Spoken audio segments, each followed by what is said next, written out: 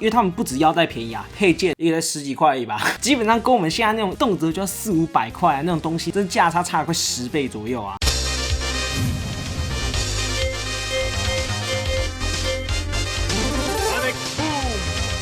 Oh no sir no sir， 我是老师，我们今天要干嘛呢？今天我要来帮大家介绍一下，基本上在我们这个频道已经快要被遗忘的一个卡门莱达。基本上啊，我个人觉得啊，它跟我们的 Force 算是并驾齐驱的便宜。我要先说一下，卡门莱达 Wizard 的东西，真是西北便宜。所以呢，如果假设你真的想要玩看卡门莱达的东西的话，我觉得 Wizard、Force 这2代都算是蛮适合推荐新手入手看看的啦。因为他们不止腰带便宜啊，配件也才10几块而已吧，基本上跟我们现在那种动辄就要400、500块啊那种东西，真价差了快10倍左右啊。但是有一说一哦，不要因为它便宜就觉得它做的很烂。其实他们这一代我觉得算是所有卡门莱达里面做的最特殊的一代啊，而且这一代的话还采用宝石作为设定啊，所以呢更加的晶莹剔透啊，我真的是非常喜欢的，好不好？因为有见我们的 Wizard 上次只有开到基础加上它的武器嘛，就这样而已，后续都没有介绍嘛，所以呢我们今天的话就来帮大家补一下它的强化形态啊，4属性的一个龙形态啊，灯光打下来之后真的超级无敌美，你知道吗？当然今天除了介绍他们这个戒指之外呢，在前一个形态他们的必杀技的戒指都是共通嘛，就是使用 T 的那个戒指啊，但是换到我们的龙形态之后呢，还会有独立的专属必杀戒指啊，所以呢整体我觉得算是蛮澎湃的，好不好？只是比较担心的是，我怕必杀戒没有独立音效啊，毕竟它也快10周年了啊。对啊，在这之前啊，我们现在变出我们的腰带 ，Wizard 这一代，我个人觉得算是腰带产生里面最合理的一代啊，因为毕竟他是魔法师嘛，所以呢只要刷一下腰带就会跑出来啊。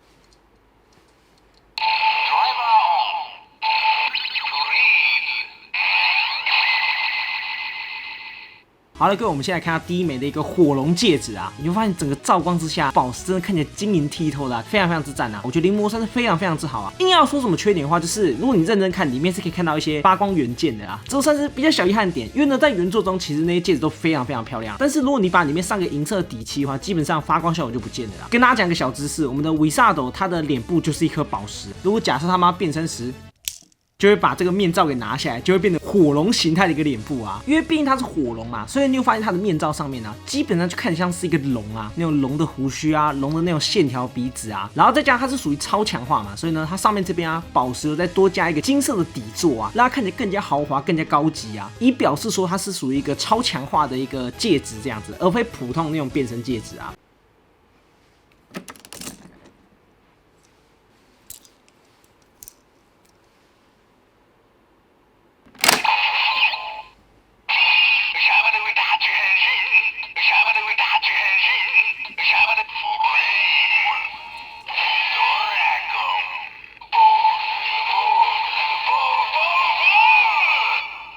这样子，我们火龙形态变身完毕，好不好？基本上独立音效组完全有，但是呢，我个人觉得结束那个磅礴的气息完全消失啊，因为呢，在原作中我们的多拉贡形态啊变出来其实算是蛮震撼的，好不好？虽然感觉皮套上没有过于浮夸，但是整个变身的仪式感啊非常强烈啊。在第3版这边，我觉得表现就有点逊色，个人觉得。然后呢，跟大家讲一下，因为我没有成人指环啊，所以比较抱歉一点，好不好？变身完毕之后呢，当然要看一下它的必杀戒指啊，因为呢，我们之前在前一个形态都只能玩到 T 级戒指啊，不然就是借助我们那把握手剑啊。除此之外，基本上没什么比较特别的一个必杀技啊，有啦，其实搭配一些奇怪戒指，还是有些奇怪的必杀技出现啊。直到这个时候呢，才有专属的一个必杀技啊。你会发现是一个龙，然后在喷火的一个设计啊。这种戒指其实虽然说它是必杀戒，但是比较偏向于解放能力的戒指啊。它会应对身体的部位去解放它的一个能力啊。像它就是属于解放胸口的部位啊。所以呢，当它使用这枚时，它就会把自己胸口给解放啊，然后跑出个龙头去喷人这样子。这样做的地方就跟普通的戒指是差不多的。这样给大家看一下。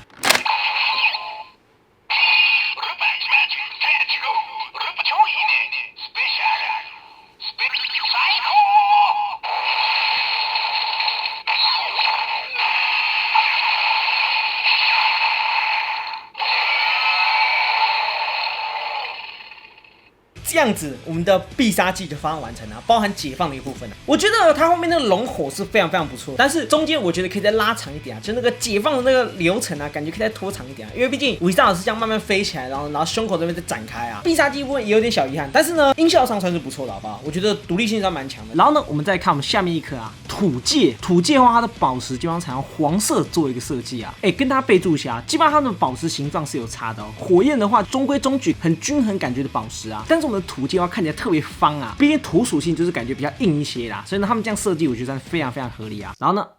这样子我们将龙的一个面罩给戴上啊。我刚才稍微去仔细看一下，它们这个面罩应该是一样大的，只是因为底部的设计关系啊，所以导致这看起来整个比较宽一些啊。所以可见基底的设计差异啊，还有整个形状啊，都会大幅度影响它的这个面罩戴上去之后的外观啊。它这边画有一个金色的基底台座去包覆我们的一个宝石啊，所以其实有点像是2颗宝石镶在这边这样子。然后呢，我要先说一下，我刚才找不到火戒，所以我们才在土戒这边给大家比较一下。面罩的话，基本上是完全不同的哦，就是一个是龙形态的一个面罩，一个是普通的面罩。但是如果你将里面展开的话，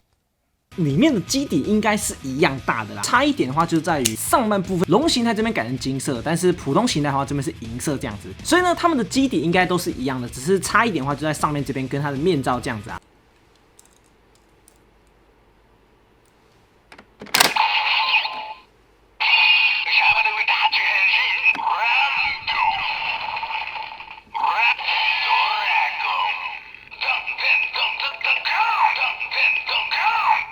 哇，好可惜哦！它这个音效是有独立，而且台词跟原作中是一样，但是呢，土的那个特效音啊，都被砍光光了啦。个人觉得，小遗憾，小遗憾。但是没关系啊，反正这重点的话，绝对是在刷完之后那个哆啦贡啊。然后呢，再换我们土龙的这个戒指啊，土龙的这个戒指的话，基本上它的特化点，大家仔细看啊，你会发现它的爪子特别明显啊。因为呢，土龙它的解放位置的话，就像就是我们的爪子，下面的话拿着一个巨大的黄色宝石啊，这样子给大家看一下。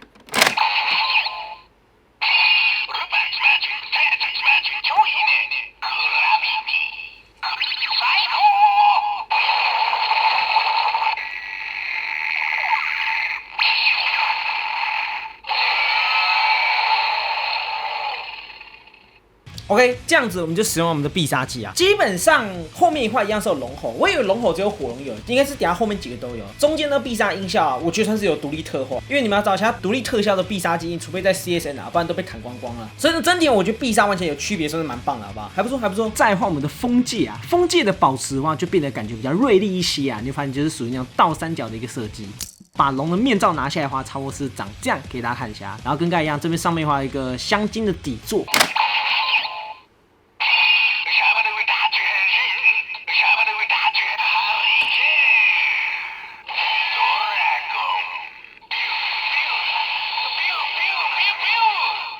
这样子，我们风龙就变身完毕了，基本上就跟刚才一样，独立的音效，但是风的那个声音就是没有出来，小遗憾。风龙的一个解放戒指啊，风龙的解放戒指的话，基本上下面的话有一点比较偏向于闪电的感觉啊，其实有差啦，它的翅膀的话比较大，因为呢，我们的风龙它解放的位置的话是我们翅膀的一个位置啊。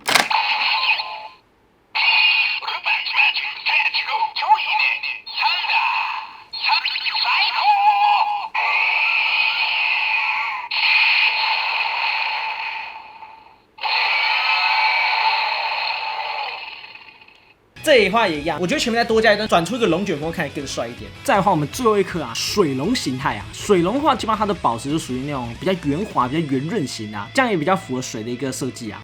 龙的面罩展开之后呢，差不多是长这样，给大家看一下。整个感觉就是非常圆滑，就算加了这个龙的面罩之后，然后呢，上面这边的话一样有个镶金的底座，这样给大家看一下。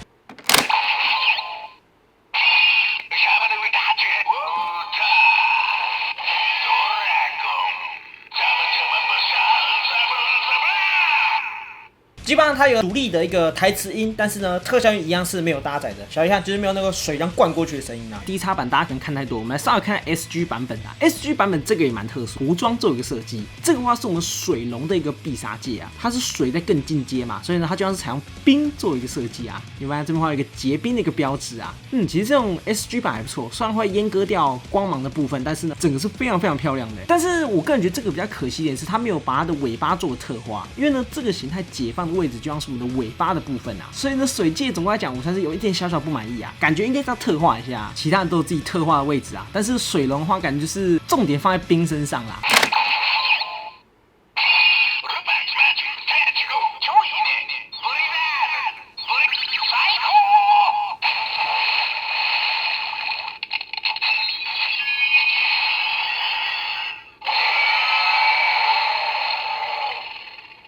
它有那个结冰音呢，不错。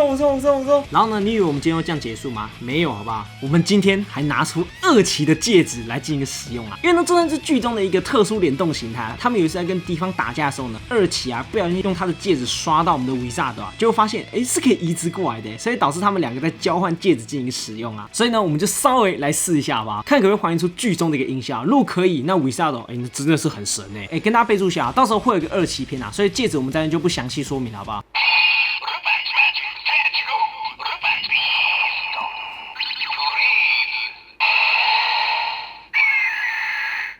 基本上可以跟我们原作中一样啊，刷过去呢会变 Beast， 并且喊出一个特效音，这时候我们维萨就出现我们的披肩呐，不错，这个有搭的，我觉得蛮惊艳的。好，那我们既然可以，那我们就要继续下一阶段嘛，因为毕竟他后来是跟他借了一个变成2边都有披肩。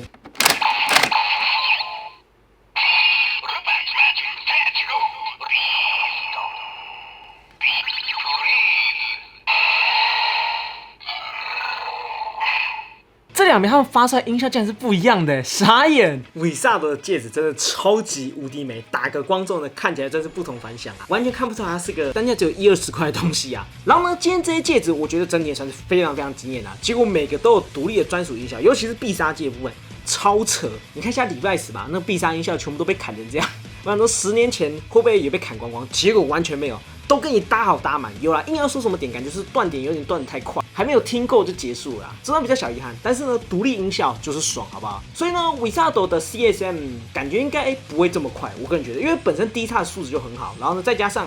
他家便宜成这样的。官方也不想要做亏本生意啊，所以呢，再加上他的票选感觉都还好，所以就平平的，所以总体讲维萨德我觉得蛮可惜的。但是如果他妈做成 CSN 一定超级无敌好玩。好，所以呢，以上就是我们这一次一个卡门莱达维萨德多拉贡的一个形态，好不好？如果想要请把在评论中下见，拜拜。